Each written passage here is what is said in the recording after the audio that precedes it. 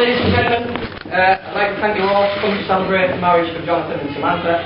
I understand some of you have travelled a very, very long way to get here. For all of those who don't know me, my name is Michael, or to give you my full name, Michael, what would you like to drink? Go to the bar later, you say more, you're more than welcome to, but I do insist to use my full name. I'm also single.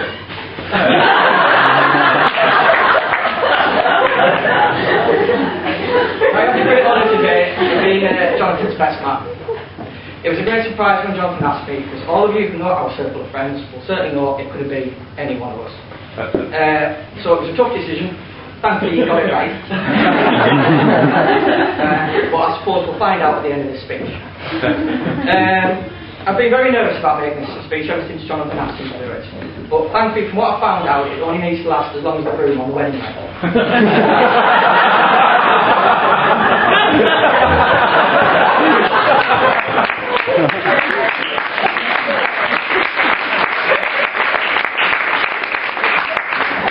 I'm very sorry, I have run over by a couple of minutes. You've all been wonderful, thank you.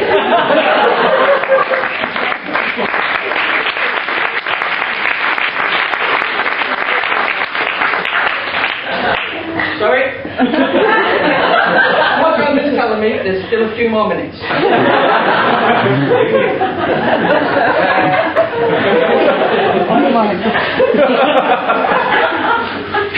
Jonathan and Samantha finally got married, for rich and for poor, for better or worse, which is good, because Jonathan couldn't have done any better than Samantha. In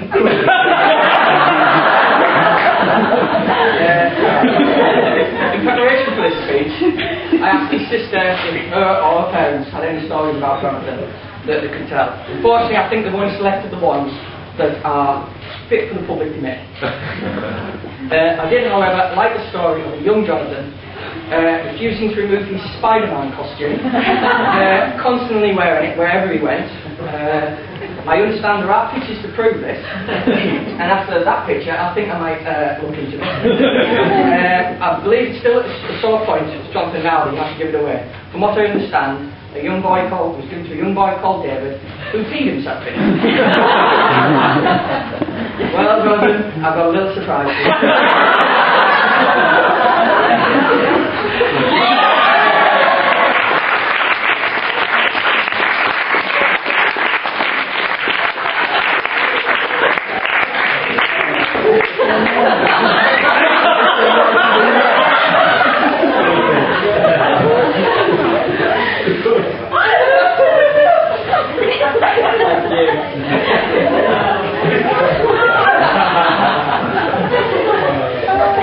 Jonathan's always been a big fan of cartoons. He's especially fond of Battle Cat and Rupert the Bear.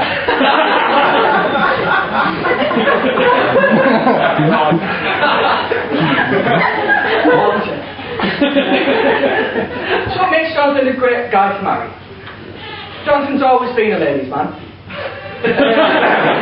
Matthew and David will vouch for his skills with the fairer sex. The three of them were once chatting to three girls in a bar. Jonathan approached these girls, softly smelled one of the girls' necks, and promptly identified the perfume that she was wearing. The girl was, needless to say, quite impressed. So Jonathan approached the second girl, softly smelled her neck, and once again, quickly identified the perfume that she was wearing. The third girl, now with all of this unique skill, challenges Jonathan to identify her perfume. Jonathan approaches the young girl, softly smells her neck, and after a few seconds of pondering, announces that the third girl smells of sweat.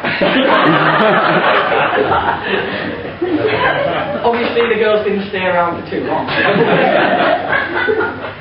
Jonathan is also hard-working.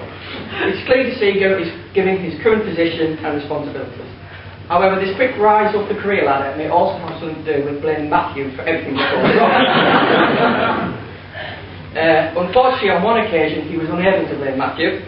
While working at Morrison's head office, he returned from lunch confronted by his team. They had an unfortunate task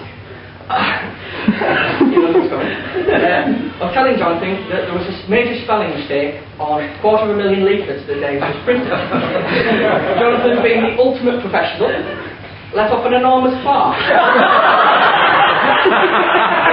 Some may say he's asked out over a mistake, I think it's just an unfortunate time. Jonathan is also a dedicated family man. He's regularly paid not to ruin Christmas by going out and getting too drunk on Christmas Eve. I've known Jono and Samantha now for about 8 years, and we've become very good.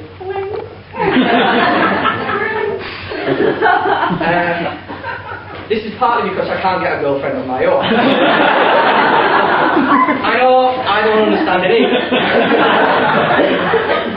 In that time I've come to realise how perfect they are together and how much they love each other. I remember one New Year in Leeds, which may have been the year when Paul was hitting the eye with a snowball, and was just like, look at how I was blind. Samantha had fallen asleep, and Jonathan, being the loyal protector, sat and guarded her and protected her from all the tricks that we wanted to play. As the night progressed, the roles were reversed.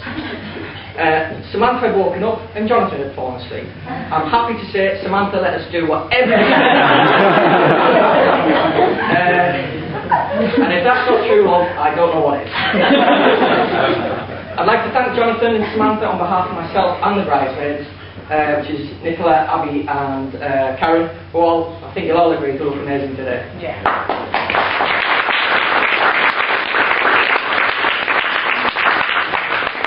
I'd also like to thank Keith and John for keeping what happened in Dusseldorf. We hope you have a wonderful time on your honeymoon, which I believe is to North Wales. He just said he was going to Bangor for a week.